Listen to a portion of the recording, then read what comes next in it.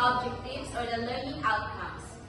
At the end of this lesson, you will be able to first describe the foundations of curriculum development. Next is to explain how each foundation influences the curriculum development. So before we are going to proceed, what is foundation in your own opinion or in your own idea? Let's have Isaac.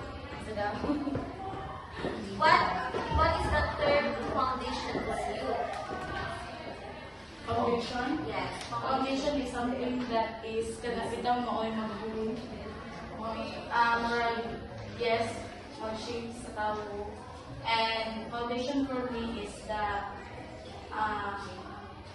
something like pieces bitaw, pieces to mura mo siya structure or roots. Very good. So, Chidley, Foundation for me is, for example, is the basic steps, like something like that. Kailan, siya ang first na kuanan ay nakapag-move to the complex situations. that's right. So, when you say foundation, this is the starting point or the strong base that will hold up, that will hold everything up. So, sa bali, siya mo'y mag-shape, not just in terms sa tao, but in any aspect, siya mo'y sinugdanan, starting point, strong base that will hold everything up. Siya mo'y mag-shape, mag-mold, or siya mo'y pinaka-pilmero nga mag-proceed ang something into the next level or next stage. So, please read everyone. Curriculum development is anchored on a very solid foundation.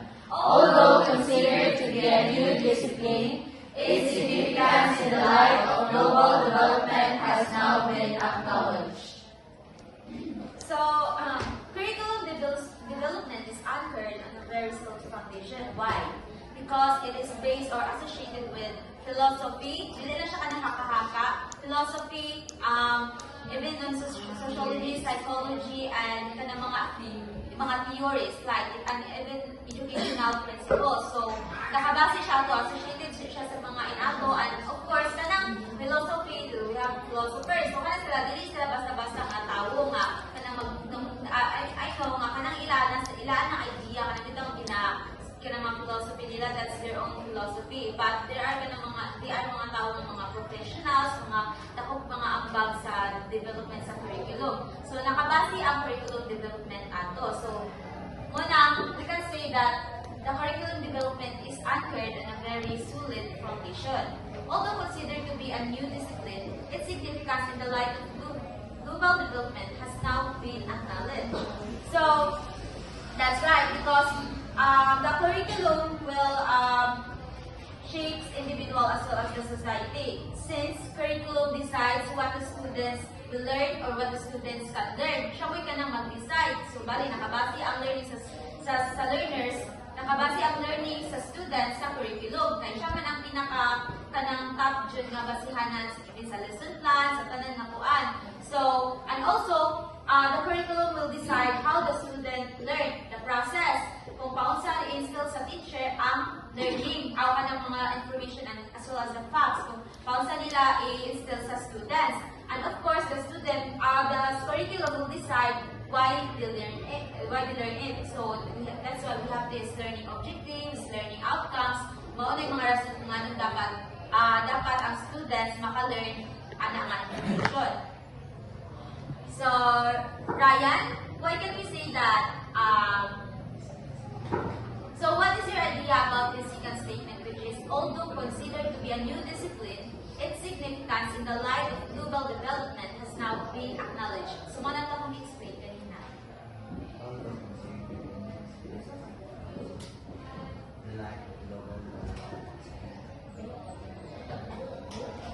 So as what you explained earlier, that curriculum development dili siya nagikan tanan.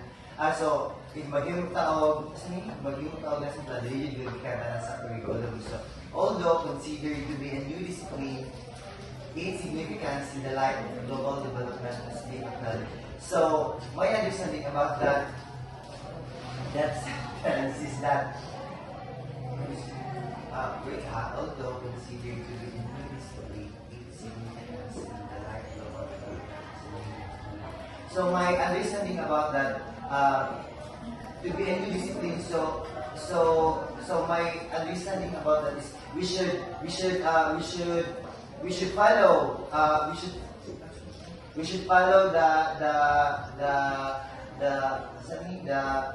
the flow of making the lesson. Yes, that's right. So we believe they have your own understanding. So, we all know that when crafting a curriculum, it is really have to anchor or render all the foundations that the curriculum has shaped. And although considered to be a new discipline, it is significant in the life of global development. It's because, again, in crafting curriculum, we should consider different types of disciplines, different types of studies, philosophers that has a studies about curriculum, and through that, ginagawa na siya ng new discipline for us to be able to compare, to contrast different ideas that will be molding on what is the curriculum today. So that's all. That's right. So thank you, Evelyn. Now let's proceed to our main topic, which is the foundations of curriculum. So the foundations of curriculum have these certain subtopics, which are the philosophical foundations, and then the historical foundations, and psychological foundations. So mga siya mga subtopics sa foundations sa curriculum. Kung ay paunsa ka na ay curriculum in terms of philosophy, in terms of history, and in terms of psychological. So what are those subtopics? Nice. Those three subtopics. Okay. Urgently. History, psychology, and philosophy. Very good. So those are the three subtopics that we will be going to tackle later on.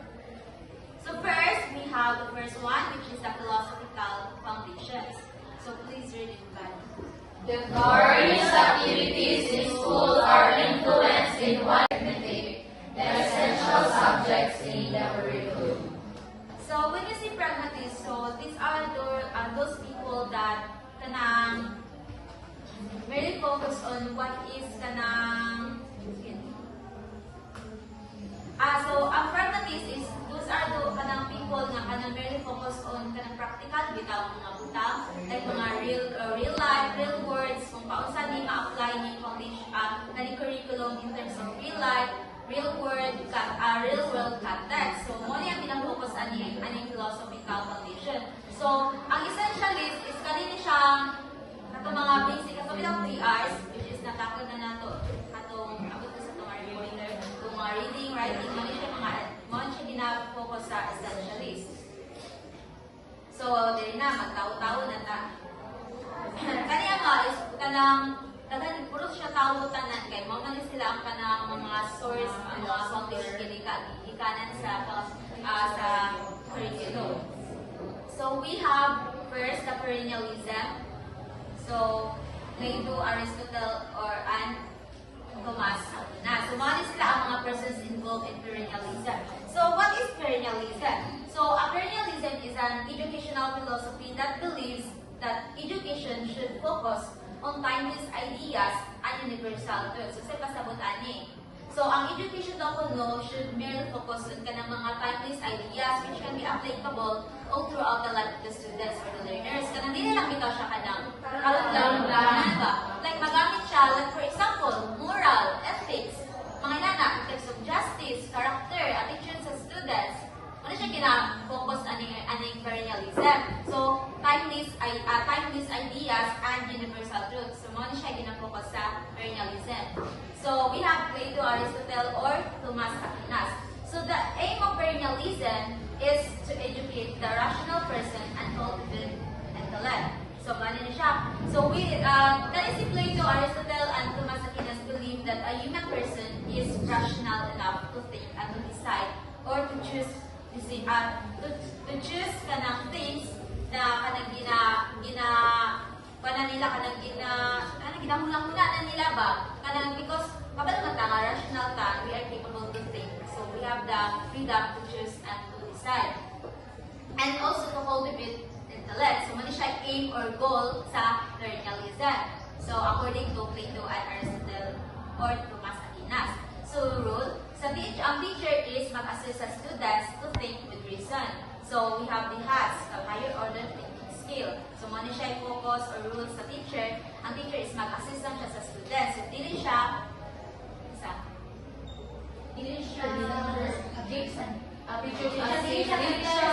teacher-centered.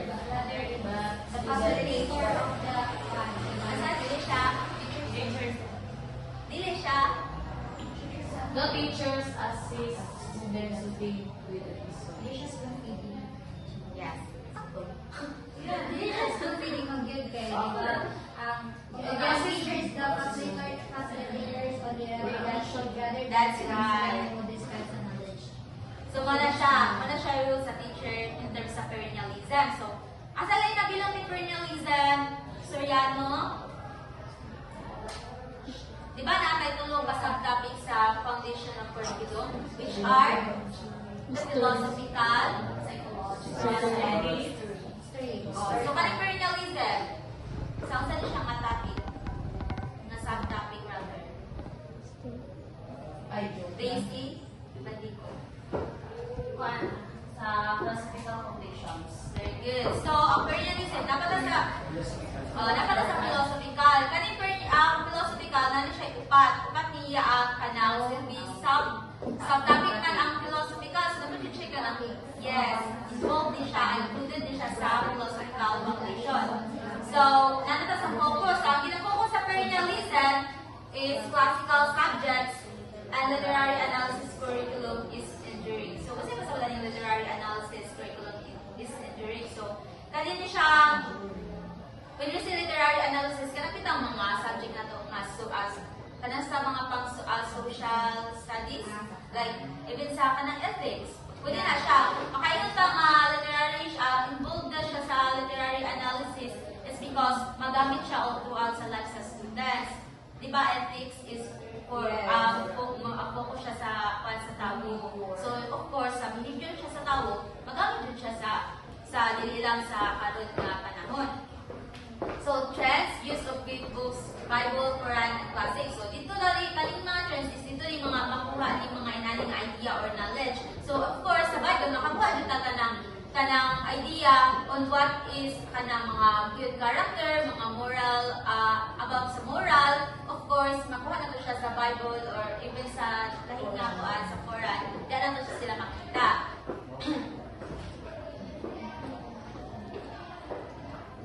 So again, what are these persons involved in perennialism? Lord. Tulo na sila.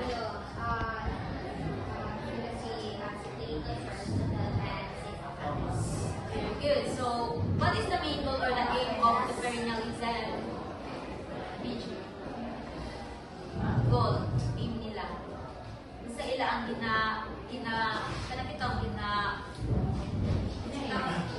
aim, goal nila.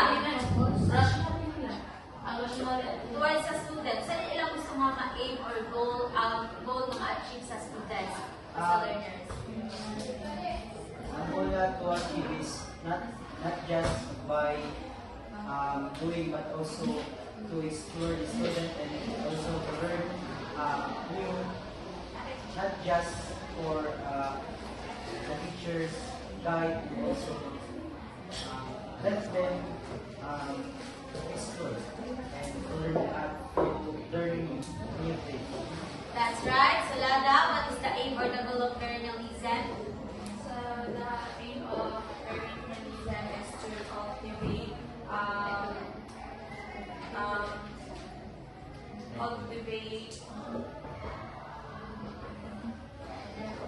I-active ang photographic memory.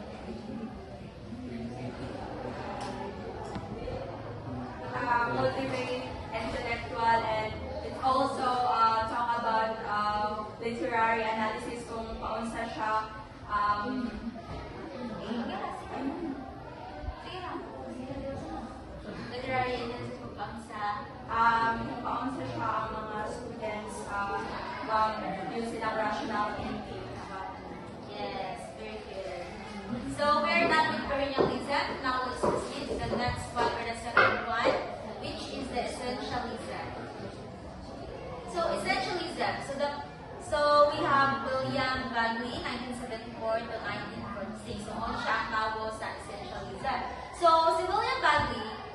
an American educator and philosopher, best known as a founder of essentialism in education.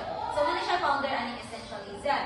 So, the aim of essentialism is to promote democratic social living.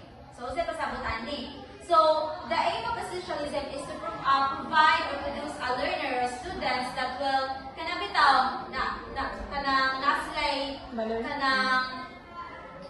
kanang nasilay matabang or maambag sa society or sa community. So, muna yan, para kay mga bagay, kanang ang students daw, ang education should not just focus on knowledge, theories, or kanang mga ideas, but also, kanang dapat daw i-involve sa ila ang paunsa ang students, paunsa ang learners mahimong better individual that can help to improve and develop the society. So, muna yung focus para ang improvement, kaya ang education daw will also help kung paunsa ma-improve ang komunidad. So, muna yung focus sa essentialism. So, what is the flag sa society or sa community? So, muna yan, para kay mga bagay, kanang ang students daw, ang education should not just focus on knowledge, theories, or kanang mga ideas, but also, kanang dapat daw i-involve sa ila ang paunsa ang students, paunsa ang learners mahimong better individual that can help to improve and develop the society. So, muna yung focus para ang improvement, kaya ang education daw will also help kung paunsa ma-improve ang komunidad. So, muna yung focus sa essentialism. So, what is the focus or the goal, the goal of essentialism again, Rachel? The focus sa essentialism is promote nilang socially. What do you mean with that, Glenn? Para To develop the content and the discipline of students and pero sa as a develop niya siya promote using gamit ka to promote the democratic social living sa kuwan. yes. Basta ang focus sa essentialism or ang goal sa essentialism is to promote ang individual na kanang makahelp sila sa society or sa community. And then the rule, teacher leads for growth and development of lifelong learners. And then the focus of essentialism is interdisciplinary subjects, which is the subjects are interrelated with each other. And then ang essentialism is learner-centered and outcome-based. So kabalo naman tao sa learner-centered and outcome-based. And then the experience is equal opportunities for all, contextualized curriculum. So when we say contextualized curriculum, it's kanang mga knowledge nga ma-apply nila in terms of kanang sa society, kanang kung sa nila ma-apply sa students or sa learners ang ilang knowledge na naging sa education, kung sa nila na ma-apply sa society para ma-improve ang community or ang society. So man siya contextualized curriculum. And then humanistic education, so same atong mga ethics, mga inato, na siya mga humanistic. Nabali yung PPT. Ha? Kuha na siya. Progressivism. Yeah? Iinis lang kung ano ang kanang big. I-internet effort. Pero ang content, okay lang. Dinipol. Ang content Ay, John Dewey. Dati. O ka na, switch. Ay, nakanin mo na Na-switch double. Dili, na-double niya. Kaya sila content. Daw, balik ka daw. Yes daw. Sakura ang inong next time ako. Ay, kanan lang. Ang content lang niya. Kaya na-double na siya. Kani, Kana sakura. Kana dapat ang kanila ang Progressive arts. system. Dapat ang arithmetic. Next slide mo kay sakura. kani. Oh, sakura. Ang tao. Sakura. Ang words. Ang essentialism na gifted. Una ni magibuhat. Buhat na progressivism. Or basi nakuha na ka ba? Nalipat. Nakapipaste. Nakalimut ko. Kani. Kana essentialism, explain na sa mga tayo na nasa libro. Ay, okay. Naduplik. Naduplik Yung kayo. ang meaning ba? I-copy, i-paste ko. I-gama na yung layout. Sa sunod. Sige, kani sa essentialism, sa libro na lang ni. Sige. To promote intellect as in, ano ba yung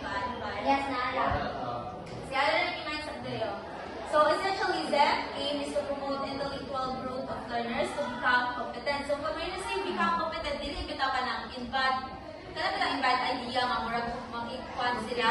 But kanang kabalo sila kabalo nila in knowledge in terms of kanang future challenges. Kanang lang po mga abot ng mga problema or societal issues. Once kabalo ang learners dapat mogamit sa ilang knowledge na nag-gain sa education. Inana ang focus sa learners to become competent. And then rule, teachers are sole authorities in the subject area. So muna yung rules sa teachers. And then focus, essential skills of the... Okay na. Good morning, everyone. So, our topic for today is all about psychological foundation of curriculum. So, this is the continuation of Lina Sophia report. So, next we have, so everyone please read. Psychology provides basis to understand and teaching and learning process. It unifies elements of a learning process. Questions which can be addressed by psychological foundations of education are: how should curriculum be organized to enhance learning? What is the optimal level of students' participation in learning in various contexts of the curriculum? Okay. So, psychological foundation of curriculum, it is refers to the use of psychology, the study of how people think, feel, and also learn. So, it is deciding what and how the teacher teach. So, it means that when schools plan what to do or how they are going to teach, they are use ideas from psychology to understand how students learn best. So, in psychology, especially us that we are a future teacher, so in psychology helps teachers answer questions like how should lessons be arranged so that the students can understand better, and second is how active should students be during the lesson, and lastly, what teacher strategies will help students remember and apply what they learn. So, in simple here, so psychology guide the teachers in designing lessons what match how the brain learn. So, do you guys understand what I'm talking here?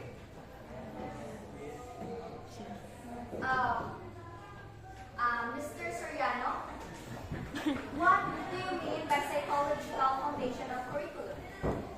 In your own understanding. On my own understanding, psychology provides the understanding and teaching the learning process. So, like for example, to educate the student, like to improve their participation inside the classroom and learning about its content. Okay, thank you, Mr. Soriano. So, according to Alan C. Orson and Francis P. Hankes, in 2004, there are three major groups of learning theories that help in curriculum planning. So first we have behaviorism, cognitive, second is cognitive, and lastly is the humanistic theories. So these are the three.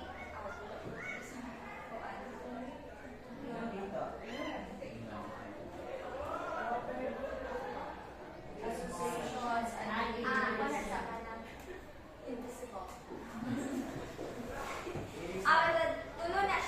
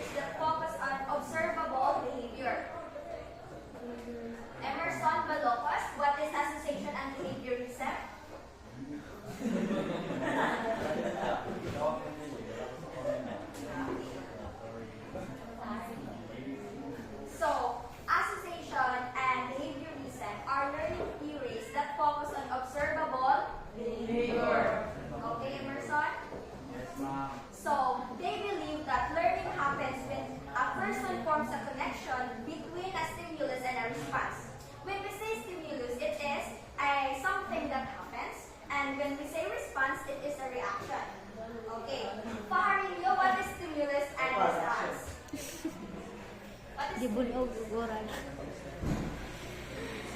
Nabunog guguran si Kaharilyo. Okay, thank you.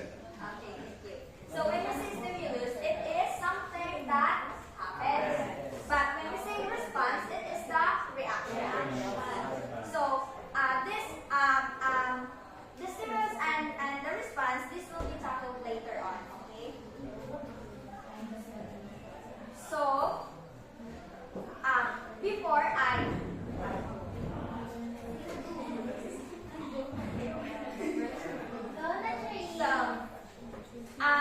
will be going first talk about what is the association and then the behaviorism kasi nagbibo po ba kaya kung siyang isa siya ako so when we say association means forming a connection between two things. So for example, when a teacher praises a student, the student feels motivated to repeat the good behavior. So panagitan ako, ginan ako si Farilio nga, ay, wala ka kayo mong buwan, mayo may kabubuan, nadagat ikaw ka nang di mo siyang permit i-compliment. So balik, ang buhaton ni Farilio, kay magbuhat na lang siyang permit o good nga behavior. Kay para po, everyday, na compliment. Okay. So that is the association. And when we call behaviorism, is the theory that learning is a change in behavior caused by external factor like rewards and also the punishment. Gets? Gets, man. So, how the behaviorism affects curriculum, Mr. DJ?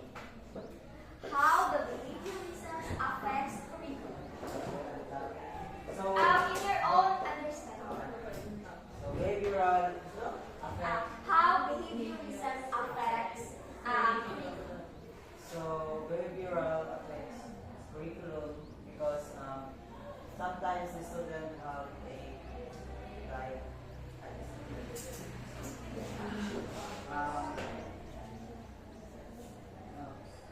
like sometimes they're tinatawag that the student have different attitudes and the way the student attitudes towards teachers and also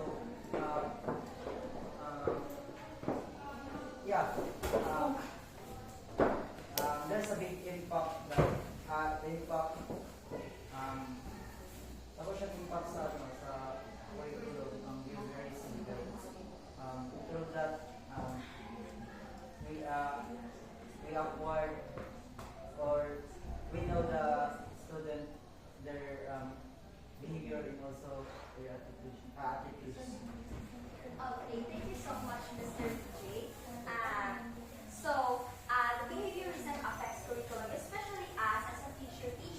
So, pag mag-teacher ta, di ba, magtubuta o mag-demo ta, maghatag man ta nila of awards, di ba, pag magwanta. So, that is one of the behaviorism. And also, kita as a physical future teacher and also Bachelor of Physical Education, so kanang murag wala nato nga magsagaw,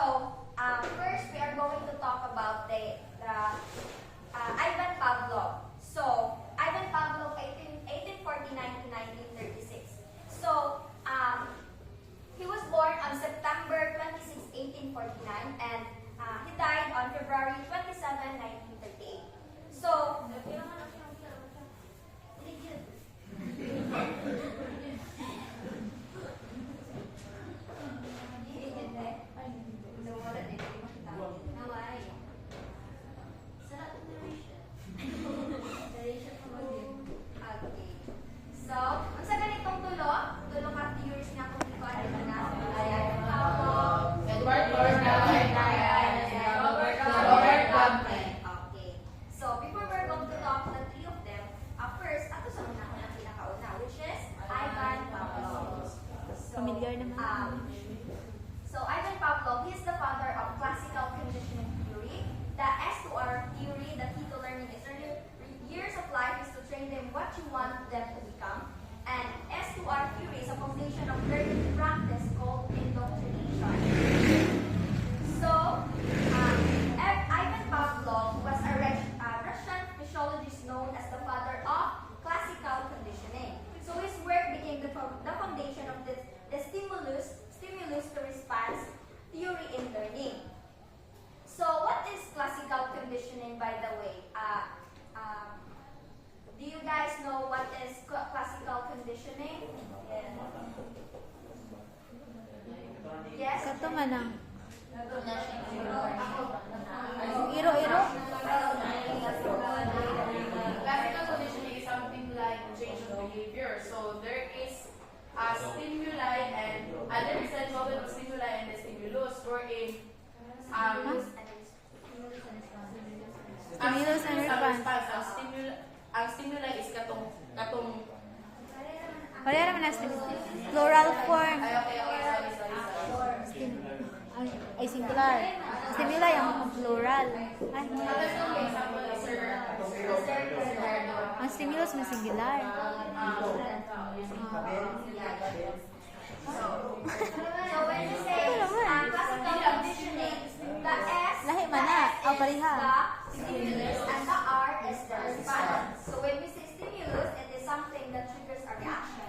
And then the response is the reaction to that stimulus. Wala siya. So for example, ako, sa siya, muna ang famous na experiment ni Ivan Pavlov. So ano siya? Pavlov rang a bell before giving food to dogs. So, Ito ang na. stimulus niya, ang rang a bell, ang bell. So, after repeating this many times, the dog started salivating just by hearing the bell even without food. So, Ito man ang muna siya nahimo niyang response. So, kung inabalik-balik niya nagbuka, food, hindi siya wala na ang mukaon. pagkaon, Pag nag-rang siyang bell, ang dog, kabalo na ang dog na sign to siya. Daway. Magdaway lang po siya. So, muna siya ang classical conditioning. Ang sa ganito, Rachel? BFF ko rin, Rachel. Gwapa magugid siya, oh. Karon. Mata, kaya kung mata siya. Tawago bural.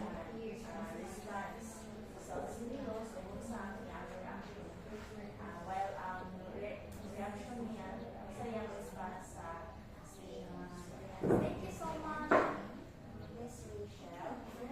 So, Pavlov theory suggests that early childhood is important for forming habits and behaviors. So, if children are repeatedly exposed to a certain behaviors, routines, and values, they are more likely to develop them as habits. So, mahabit na nila pag permi na ito pinabuhat, diba? Maski kita, natin mga putang ng always na kubuhat din. Oo din. Di na nato siya makuhat na. Ay, hindi na siya permi, diba? Oo na. So, especially kung pag i-train, i-kuhanin mo, gikan pa lang kabata pa ba nga, magsige ka upuan sa imuang ginikanan. So, madala mo siya sa pagkuhan, di ba? Okay. So, next one is, kung saan rin ang indoctrination, everyone. So, S2R theory is foundation of learning practice called indoctrination. So, when we say indoctrination, means teaching someone to accept ideas without questioning, often through repetition and reinforcement. So, muna siya ang indoctrination. So, indoctrination, it is teaching someone what to think instead of teaching them how to think. Think. Ano na mas mayo? Teaching them what to think or teaching them how to think? Ano may mas nindo? Teaching them How to think. Yeah, mas nindo. Para, tudluan mo siya pang isda. Do not Teach, not give them the fish, teach oh, them teach how them to to fish. fish, catch a Para, fish. para along the way, Balo sila. Yes. So it's better to Maot yan teach po. them how Maot siya, no? instead we teach how to I-erase na siya, Phil. Sabtan ba? Yes? Yes, ma'am. Okay, so muna ang kang Ivan Pablo. So, next, we have Edward Thorndike. So, Edward Thorndike, 1874 to 1941. So, in 1874, siya, di pa ka na. And then, sa 1949, siya, patay. So, Pila he yung lived edad for na tayo? 74 years. 26 plus 13 na. So, he championed the connection. Ay, between 65? theory. He proposed the 3 laws of learning, which is the law of 65 effect, ata. law of exercise, and law of effect, and also a specific stimulus has a specific response. Okay, so Edward Thorndike was an American psychologist known for 65? developing connectionism Ay, 75. theory, which explains how learning happens through forming connections between stimuli and the response. So in connectionism theory, Thorndike believed that learning occurs when a connection is formed between stimulus to response. So when a response leads to satisfying result, the connection becomes stronger. So when it leads to unpleasant result, the connection becomes weakened. Kasi ganito lada? So when the response leads to satisfying result, so the connection becomes weakened. So when it leads to unpleasant result, the connection becomes weakened. Alam po, kung dili ka ganahan sa what, dili ka po siya mahimong diba?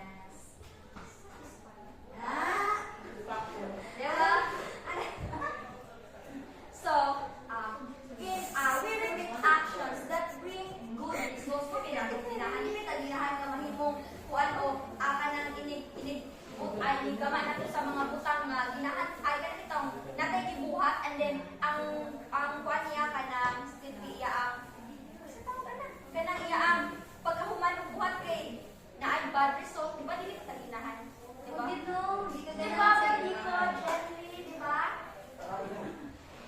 okay na sige so next we have di ba na siya 3 laws of learning so we have law of readiness law of exercise and law of effect.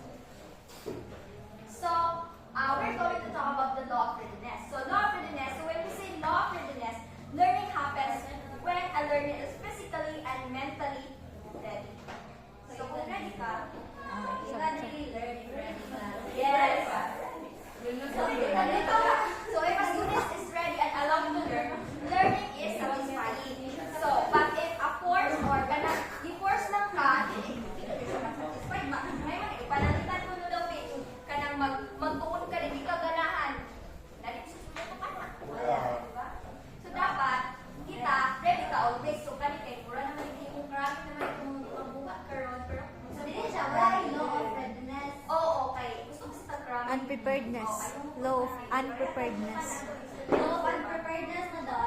Murag wala ka ng law of readiness. Ibutang ang ngalan diha. Proponent sa law. Si DJ na araw.